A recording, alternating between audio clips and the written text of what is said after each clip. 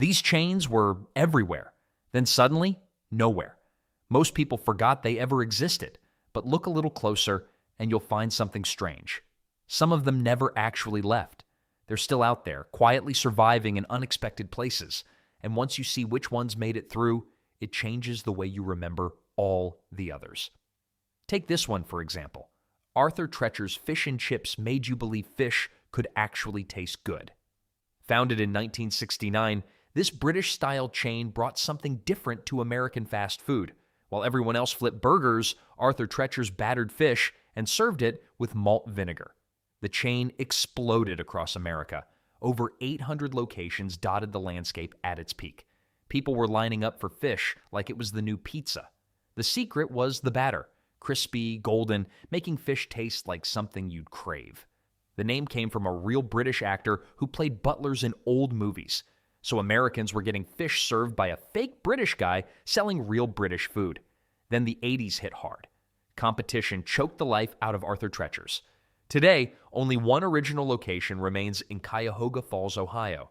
And speaking of chains that seemed unstoppable before vanishing, G.D. Ritzy's burst onto the scene in the 80s with teenage confidence. This Ohio chain chose retro, serving burgers, chili dogs, custard, and shakes in diners that looked straight from the 50s. It was like someone took a time machine, grabbed the best parts of the past, and slapped a drive-thru on it. At its peak, over 100 locations spread across the Midwest. The custard was amazing. The name was clever marketing. GD stood for good darn, which was edgy for 80s family restaurants. Some people thought it stood for something spicier, which probably didn't hurt business. Then came terrible franchise decisions. Poor planning and too fast expansion killed quality control. The chain couldn't maintain standards. Today, fewer than 10 locations survive in Ohio, Kentucky, and Indiana. But if you think that's dramatic, wait until you hear about the country singer who tried chicken. Kenny Rogers wasn't content with just knowing when to hold 'em. In 1991, the country legend tried restaurants, launching Kenny Rogers Roasters with record-selling confidence. The concept centered on rotisserie chicken during the early 90s moment. While other chains deep-fried everything, Kenny Rogers was spinning chickens like vinyl records. You could watch chickens rotating in glass ovens, getting golden brown. Early success was impressive, with locations popping up everywhere. It was dinner and entertainment rolled into one. However, restaurants are trickier than hitting charts. Competition from established chicken chains was fierce. The chicken wars were real, and Kenny Rogers was fighting on enemy territory. By the early 2000s, bankruptcy hit, and they pulled out of America. The brand found new life in Southeast Asia, though. Yet Kenny wasn't the only celebrity-connected chain that would rise and fall. Bennigan's opened in 1976 with a simple mission: bring Irish pub experience to American suburbs. This chain promised an authentic Irish atmosphere without needing a passport. It was like having Ireland in every strip mall, minus the rain and actual Irish people. Bennigan's became famous for one item: the Monte Cristo sandwich. This wasn't just any sandwich. It was deep-fried perfection stuffed with ham, turkey, cheese, then dusted with powdered sugar. Calling it a sandwich was like calling a Lamborghini a car. Technically true, but missing the point.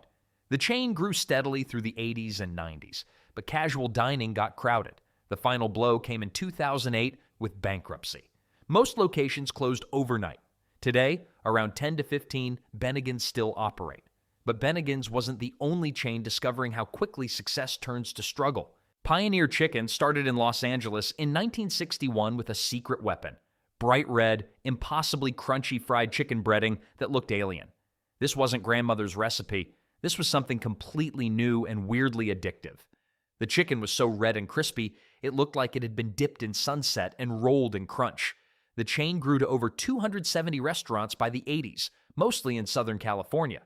Pioneer's marketing was as bold as their breading, with celebrity endorsements in advertising. Having a famous athlete tell you to eat red chicken was apparently very convincing in the 70s. Unfortunately, being different isn't always enough. Management problems piled up. While Pioneer was being unique, KFC was being everywhere. Today, only 2 Pioneer chicken locations remain in Los Angeles. And speaking of chains designed for families but couldn't survive changing times, Hometown Buffet launched in '89 with an impossible promise: all-you-can-eat family dining that actually tasted decent. This wasn't just another steam table. They tried making buffet food people would choose. It was like having a restaurant where arguments about ordering were physically impossible because you could get everything. The chain merged with other buffet brands, creating an empire. They were collecting buffet chains like kids collect Pokemon cards, except with steam trays of mac and cheese. Yet buffet business models had fundamental problems. Food costs were unpredictable, quality hard to maintain, and people started caring more about quality than quantity. The final nail came after 2020 when shared serving utensils became less appealing. Most locations closed permanently. A small handful still operate today, which brings us to another chain discovering how beloved comfort food becomes business nightmares. Luby's opened in 1947 in Texas, serving home-style comfort food cafeteria style. The concept was simple: fresh, homemade meals where you could see everything before ordering. The cafeteria line was basically a greatest hits album of foods that made people feel better about everything. Fried chicken, meatloaf, green beans, cornbread, and desserts that looked like church potluck fare. At its peak, Luby's operated over 200 restaurants, mostly in Texas where comfort food is religion. No surprises, no complicated menus, just honest food displayed honestly. But the business was always challenging. Labor costs were high, food waste constant, and younger customers preferred faster options. 2020's pandemic hit like a sledgehammer. However, a partial buyout saved about 30 Texas locations. But survival often comes down to timing, and another chain was about to learn that lesson. Fuddruckers burst onto the scene in 1979 in San Antonio with a revolutionary idea: let customers build their own hamburgers from fresh ingredients. This was burger customization before it was cool everywhere.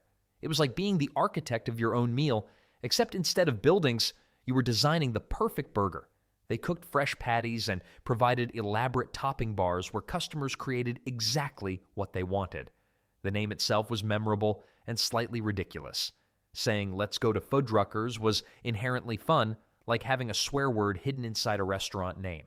However, the burger business got crowded. The custom concept that seemed unique was copied by competitors who executed it more efficiently. Fuddruckers filed bankruptcy in 2010, but was acquired by Black Titan Franchise Systems in 21. Today, 70 to 90 locations still operate. Speaking of burger concepts facing existential challenges, Krystal opened in 32 in Chattanooga, Tennessee, with small square burgers that packed big flavor into tiny packages. These weren't regular hamburgers. They were steam-grilled sliders topped with onions and pickles. Krystal burgers were like the pocket-sized version of regular hamburgers, perfect for people wanting to eat 6 burgers without feeling like they'd eaten 6 burgers. The concept was similar to White Castle, but with a southern twist. Late-night Krystal runs became tradition for college students and shift workers. The menu was basically, how many small burgers do you want, and what do you want to drink?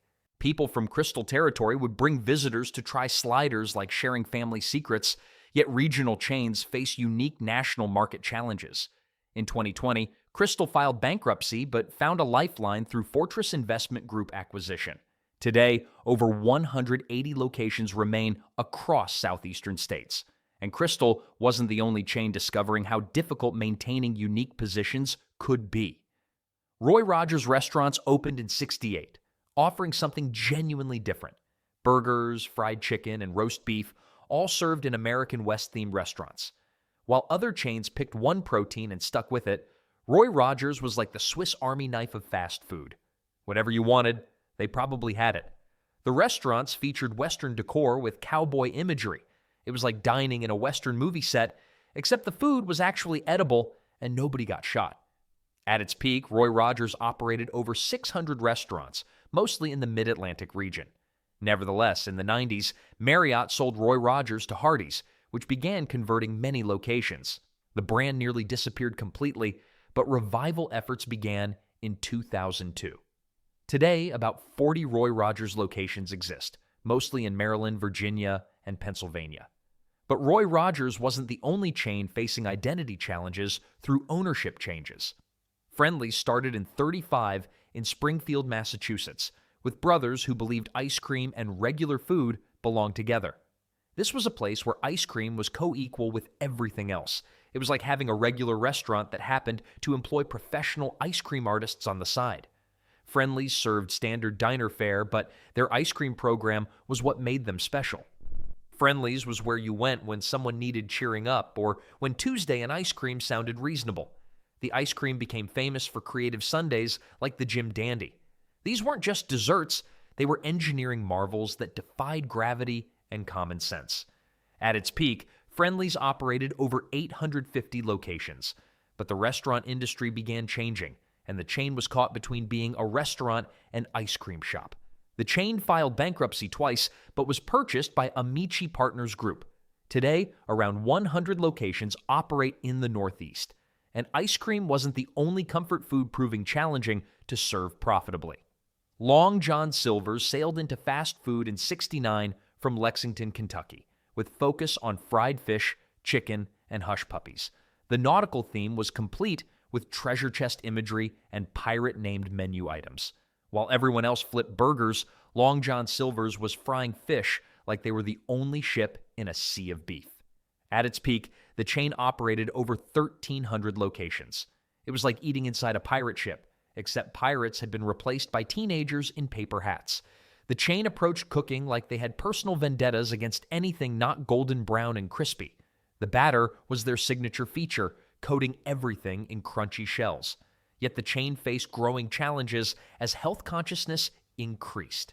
Being known for frying everything wasn't appealing when people started caring about calories. Despite these challenges, Long John Silver's survived. Today, over 600 locations still operate. But Long John Silver's wasn't the only chain struggling with changing health perceptions. Ponderosa opened in '65, while Bonanza started in '63, both promising affordable steakhouse dining with buffet options. These weren't fancy steakhouses. They were places where regular families could afford steak. You could get actual steak dinner plus access to salad bar and buffet for less money than most people spent on lunch today. Both chains grew rapidly through the '70s and '80s. It was like getting to sit at the adult table without acting like an adult when the bill came. In 1997, both chains merged under Metro Media Restaurant Group. The salad bars were particularly impressive, featuring enough options to build meals having nothing to do with steak. Still, casual dining was becoming increasingly competitive. The final blow came in 2008 with bankruptcy, ending decades of affordable steakhouse dining. Today, fewer than 20 locations remain between both brands. But steakhouses weren't the only casual dining concept discovering how quickly market conditions change. Sbarro began in '56 in Brooklyn, New York, with a simple mission: serve pizza by the slice in places where people were already gathered and hungry. The concept was perfectly suited for malls, airports, and travel plazas. Sbarro turned pizza into fast food before anyone else figured out that pizza was basically the perfect fast food. The chain became synonymous with mall food courts, where Sbarro slices were as common as teenage drama and overpriced soft pretzels. The pizza itself was New York style with thin crust and generous cheese. It wasn't gourmet pizza, but it was reliable pizza, which is sometimes exactly what you need when stuck in an airport. However, Sbarro's success was tied to locations that became less popular over time. Malls started declining as online shopping grew, and the chain was like a captain going down with the ship. The chain filed bankruptcy twice, but began rebranding with focus on non-mall locations. Today, about 200 Sbarro locations operate, which brings us to our final chain, one that actually managed to thrive despite industry challenges. Checkers started in Florida, while Rally's began in Kentucky, both in the '80s with identical concepts: drive-through only restaurants serving burgers, fries, and attitude. These weren't sit-down restaurants. They were fast food stripped to essential elements. Why waste money on dining rooms when you could put all effort into making food and getting it to customers quickly? The signature feature was seasoned fries, which were aggressively spiced and impossibly addictive. These weren't just fries. They were fries that had been to flavor boot camp and come back ready to fight. In 1999, the two chains merged and began operating as single company under dual branding. It was like having identical twins who decided to share everything while keeping their own names. The whole operation was like a fast food race car: stripped down, focused, and built for performance. Orders were taken quickly, food prepared quickly, customers back on the road within minutes. Today, over 800 Checkers and Rally's locations operate across America, proving the drive-through only concept was ahead of its time. The chain succeeded by doing one thing extremely well instead of trying to be everything to everyone. These 15 restaurant chains tell the story of American dining and the challenge of staying relevant in an industry that never stops changing.